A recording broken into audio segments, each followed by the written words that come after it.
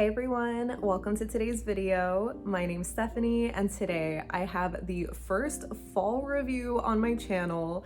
This is Morgan Taylor's Change of Pace collection. So this lineup features a fun mix of neutrals and bright pops of color, and so far I'm actually enjoying this collection a lot more than I thought that I would be, especially for the time of year. But I'll save more of my thoughts at the end after comparisons. For now, let's get into the swatches. So the first shade we have is Do Me a Favor, and it's this off-white ivory colored base with a really pretty shimmer that looks gold in direct lighting, but in the bottle, to me, I feel like it looked a little bit pink. I just couldn't really see it on the nail that well, so it might change depending on the lighting. But yeah, the formula on this one was so good. It was very buttery and creamy. I was honestly surprised because considering this is like an off-white shade, I was expecting it to be thin and streaky, but it was not that. So I got this fully opaque in 2 coats, and again, while I do love the formula, I'm not sure that I love the color. I just don't think it's flattering on me. The next shade is Stay Off the Trail, and this one is a lavender gray cream. So this one blew me away because it gave me full opacity in just 1 coat. I was so floored at how flawless this formula was. It was just so smooth, so buttery, and I was honestly surprised that it was opaque considering it was a little bit of a lighter color. But yeah, I just really enjoyed this one, and I like the color too. I think it's actually really flattering. The next shade in the collection is Lost My Terrain of Thought, which I love this name so much, but this one is a khaki green cream, and I will say it's definitely picking up very bright on camera. I feel like it's a lot more muted in real life, so apologies for that. But yeah, this one also had a very creamy formula. I kind of just didn't grab enough on the brush maybe, so I didn't get perfect application. But if you are careful with your application, I'm convinced this is another 1 coater for most people, especially with shorter nails. But yeah, I just ended up doing 2 coats, and again, flawless formula. I'm just not the biggest fan of this color, but it's definitely a unique one, very much a fall green.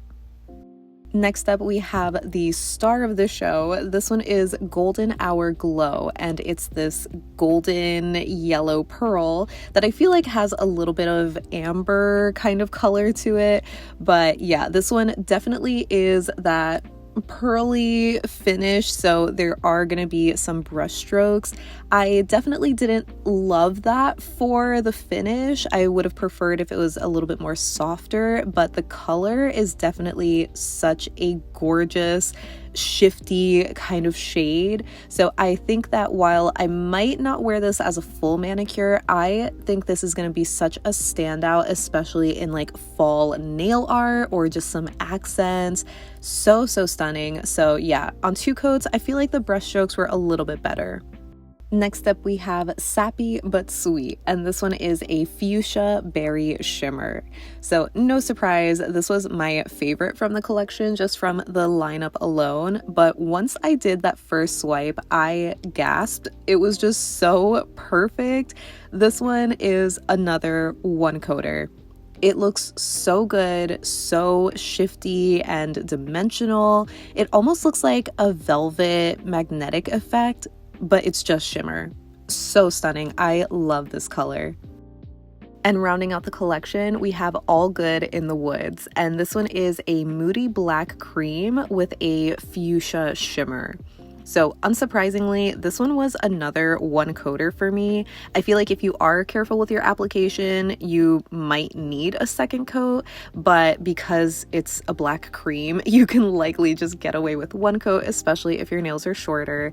But yeah, this one was just so impressive. Chef's kiss formula, and I really like the color because even though it's a black, it's a very warm. So it's not that typical kind of gunmetal gray leaning black that you normally see in the fall time. And I also really love the fuchsia shimmer in this. I think it's just so cool. And here is the full collection so you can see the color story. I think this is such a fun and unique lineup, especially for the fall time. It's just those classic neutral kind of fall shades with pops of color. Now moving on to comparisons, we're starting with Do Me a Favor, and I wanted to quickly show this next to Olive Ave's Calcite because I thought it was going to be the closest shade, but you can see Do Me a Favor is a little bit deeper and slightly more yellow leaning, so it's not like a true off-white. So I thought a closer comparison would be Olive Ave's Pegasus, which is another kind of off-white gray color, but Pegasus actually does have a shimmer. It's a little bit more on the pink side, so not quite the same as Do Me a Favor. But yeah, again, once they're on the nail, you can see that Pegasus is a little bit more of a true kind of dove gray color, and Do Me a Favor is a little bit more of a muted yellow ivory shade. Next, for Stay Off the Trail, I wanted to show it next to Olive Ave's Storm, which is kind of like a warm, deep gray, but it ends up looking like a very true neutral gray. So I would say Stay Off the Trail is more of a predominant lavender color that's a little bit grayed out as opposed to being a warm gray, if that makes sense. So the closest color that I had in my collection was OPI's Peace of Mind, which is another warm kind of gray color, but it is a lot warmer than Storm was, but it still ends up looking very gray on the nail compared to Stay Off the Trail, which again leans a lot more lavender, so no dupes here. So unsurprisingly, I don't have anything quite like Lost My Train of Thought, so I wanted to show it next to a couple of Olive Ave greens just to kind of get a sense of the color. But again, it is picking up very bright and a lot more yellow too. So that was how it looked next to Scape, and here it is next to Olive Ave's Olive, which is more of a true olive green cream. So again, Lost My Train of Thought is picking up a little bit more yellow. I would say it's more khaki and muted in real life, so kind of similar to Olive, but not dupes. And kind of the same thing for Golden Hour Glow. I just don't have anything quite like it, but here it is next to Olive Ave's Foliage, which was just recently restocked, but that one is more of a softer kind of champagne shimmer that's also a little bit cooler, so not dupes. Then for Sappy But Sweet, the closest shade that I have is Olive Ave's Nebula, which is this purple shimmer, kind of almost foily metallic looking color because the shimmer is just so strong, but it is more of a true purple, while Sappy But Sweet is definitely more fuchsia, so it just leans a little bit more pink, and I would say the shimmer in that is a lot more finer compared to the particles in Nebula, so definitely not dupes, but I still love both of these, and these both were fully opaque in one coat. And lastly, for All Good in the Woods, I had to see this next to OPI's Cave the Way from last year's fall collection. It was the first polish that I thought of, but I was so surprised to see how different they were. You can see right away, Cave the Way is much more of a cooler black leaning shade, especially with the shimmer. I feel like the shimmer has a slight blue tinge to it, while All Good in the Woods has more of that reddish fuchsia shimmer color.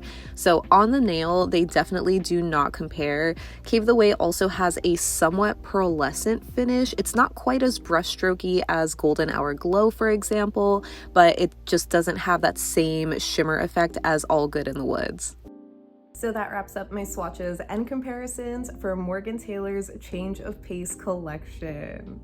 So as always, I would love to know what your thoughts are on this release because, like I already said in the intro and throughout the video, I am just really enjoying these shades. I'll say mainly for the formulas because they are just chef's kiss, so good and just so enjoyable to work with. So I'm just really excited to use them again, and especially to use them in nail art because they're just so pigmented. So I'm excited for that. But yeah, I know I was like just talking about how I'm not ready for the fall collections. I really wasn't planning on sharing any fall collections until like at least the second half of August because I consider it still a summer month, but the weather has cooled down significantly to the point that I can like put on a little cardigan. I mean, I'm already like kind of sweating, probably because of the candle, I don't know, but I just thought I might as well take advantage of the slightly cooler weather and record for this video because it's just so timely. But yeah, I am enjoying this color palette so much. I feel like it's just so unique and different than what I would normally consider for like fall palettes. Like I would probably consider each of these shades on their own as like a fall color for sure, but there's something about seeing them all together that feels cohesive, I guess, even though I wouldn't think of that right away. I don't know if I'm really articulating that the best, but so far I've just enjoyed this color palette the most out of the other fall collections I've seen. But you'll have to let me know any and all thoughts that you have down below so we can chat about it. But thank you so much for hanging out with me today. I hope you have a great rest of your day, and I'll see you in the next one. Bye.